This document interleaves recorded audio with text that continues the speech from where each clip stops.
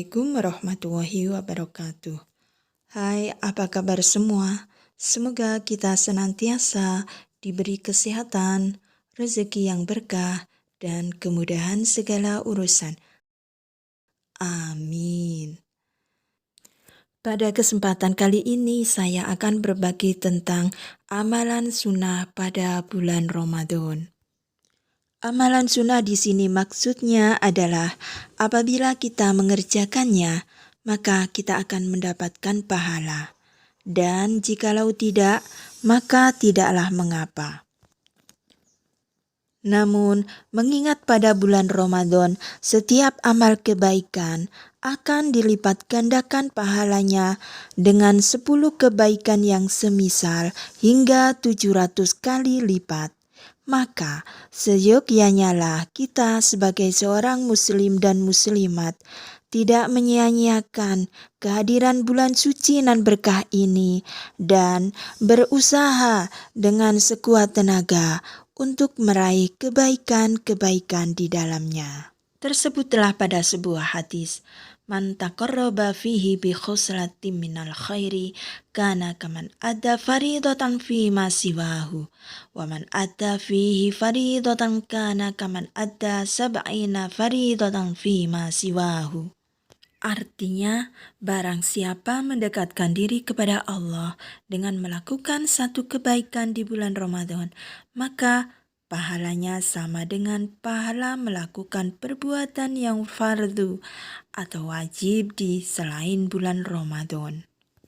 Dan barang siapa melakukan satu perbuatan wajib di bulan Ramadan, maka pahalanya sama dengan melakukan 70 perbuatan wajib di bulan selain bulan Ramadan. Adapun amalan sunnah yang menyertai ibadah puasa di bulan Ramadan adalah yang pertama, menyegerakan berbuka puasa jika telah yakin bahwa matahari telah tenggelam atau telah sampai masuk waktu sholat maghrib. Hal ini dikuatkan berdasarkan hadis sahih riwayat Bukhari Muslim dari Sahal bin Sa'ad. Rasulullah Shallallahu Alaihi Wasallam bersabda, senantiasa manusia dalam kebaikan selama mereka menyegerakan berbuka puasa. Amalan sunnah yang kedua adalah berbuka dengan kurma atau makanan, minuman manis lainnya, atau cukup dengan minum air putih saja.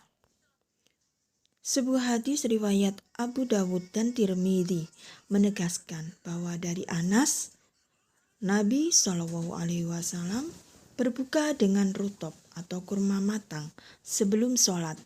Kalau tidak ada, dengan tamar atau kurma yang dikeringkan. Kalau tidak ada kurma juga, beliau berbuka dengan minum beberapa teguk air. Amalan sunnah yang lainnya adalah membaca doa ketika mau berbuka puasa.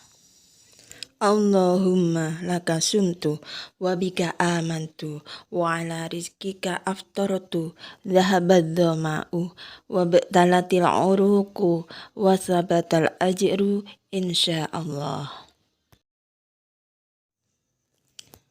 Amalan sunnah yang keempat adalah makan sahur. Dari Anas, Rasulullah Shallallahu Alaihi Wasallam telah berkata, makan sahurlah kamu. Sesungguhnya makan sahur itu mengandung berkah. Hadis riwayat Bukhari Muslim.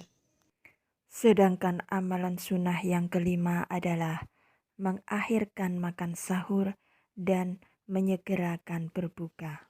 Pada hadis Bukhari Muslim dijelaskan tentang sampai mana batas akhir untuk makan sahur. Hadis tersebut adalah, kami makan sahur bersama Rasulullah Shallallahu Alaihi Wasallam. Kemudian beliau salat. Aku tanyakan, kata Anas, berapa lama jarak antara azan dan sahur? Rasulullah Shallallahu Alaihi Wasallam menjawab, kira-kira 50 ayat membaca Al-Quran. Terdapat pula hadis yang menegaskan tentang sunnah dalam mengakhirkan makan sahur dan menyegerakan berbuka puasa. Dari Abu Dzar, Rasulullah Shallallahu Alaihi Wasallam bersabda, senantiasa umatku dalam kebaikan selama mereka mengakhirkan sahur dan menyegerakan berbuka puasa. Hadis riwayat Ahmad. Amalan sunnah yang keenam adalah memperbanyak membaca Al-Quran dan mentadabburinya. Pada sebuah hadis riwayat Bukhari dijelaskan bahwa dari Ibnu Abbas, Rasulullah Shallallahu Alaihi Wasallam adalah manusia yang paling lembut, terutama pada bulan Ramadan. Ketika malaikat Jibril menemuinya, adalah Jibril mendatanginya setiap malam di bulan Ramadan, di mana Jibril mengajarkannya Al-Quran. Sungguh Rasulullah Shallallahu Alaihi Wasallam adalah orang yang paling lembut daripada angin yang berhembus. Sedangkan amalan sunnah yang ketujuh adalah menjaga lisan dari perkataan dusta. Selaras dengan apa yang tercantum pada hadis sahih berikut. Man lam yada' qawla zuri wal amala bihi falaysa lillahi hajatun fi ayyada'a ta'amahu wa syarabahu. Barang siapa yang tidak meninggalkan perkataan dusta, malah mengamalkannya, maka Allah tidaknya butuh dari rasa lapar dan haus yang dia tahan. Hadis riwayat Bukhari. Amalan soleh yang ke-8 adalah mengerjakan sholat tarawih di malam hari. Pada sebuah hadis riwayat Bukhari dan Muslim dijelaskan, man qama ramadhana imanan wa ihtisaban ghufira lahu ma taqaddama min dzambihi. Artinya, barang siapa yang sholat malam di bulan Ramadan atau sholat taraweh karena keimanan dan mengharapkan pahala dari Allah, maka diampunkanlah dosa-dosanya yang telah lalu. Hadis riwayat Bukhari Muslim. Amalan sunnah yang ke-9 adalah lebih banyak bersedekah. Ada sebuah hadis yang menegaskan, dari Anas, orang-orang bertanya kepada Rasulullah Shallallahu Alaihi Wasallam, kapankah waktu sedekah yang lebih baik? Beliau menjawab, sedekah yang paling baik adalah sedekah pada bulan Ramadan. Amalan sunnah yang ke-10 adalah memberi makan untuk berbuka kepada orang yang berpuasa. Pada sebuah hadis riwayat Tirmidzi, di sana disebutkan bahwa barang siapa memberi makanan untuk berbuka kepada orang yang puasa, maka ia akan mendapat ganjaran sebanyak ganjaran orang yang berpuasa itu, tidak dikurangi sedikit pun. Amalan sunnah yang ke-11 adalah i'tikaf. I'tikaf adalah berhenti atau diam di dalam masjid dengan syarat-syarat tertentu, semata-mata niat beribadah kepada Allah SWT.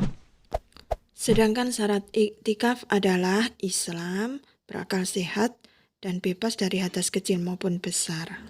Ketika berdiam diri di dalam masjid, amalan yang dapat dilakukan antara lain sholat, berzikir, membaca Al-Quran hingga bertaubat.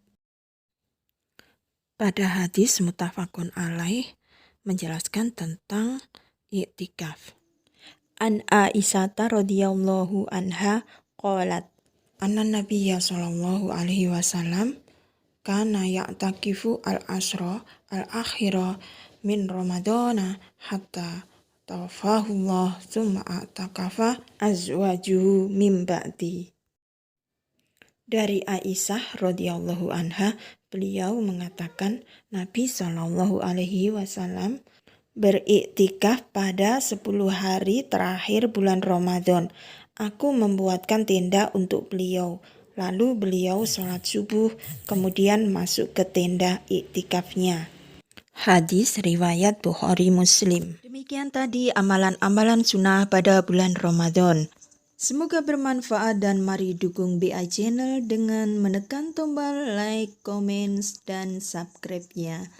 Jangan lupa tekan tombol loncengnya juga supaya kalian tetap mendapatkan notifikasi video terbaru dari BA Channel. Wabillahi taufik wal hidayah. Wassalamualaikum warahmatullahi wabarakatuh.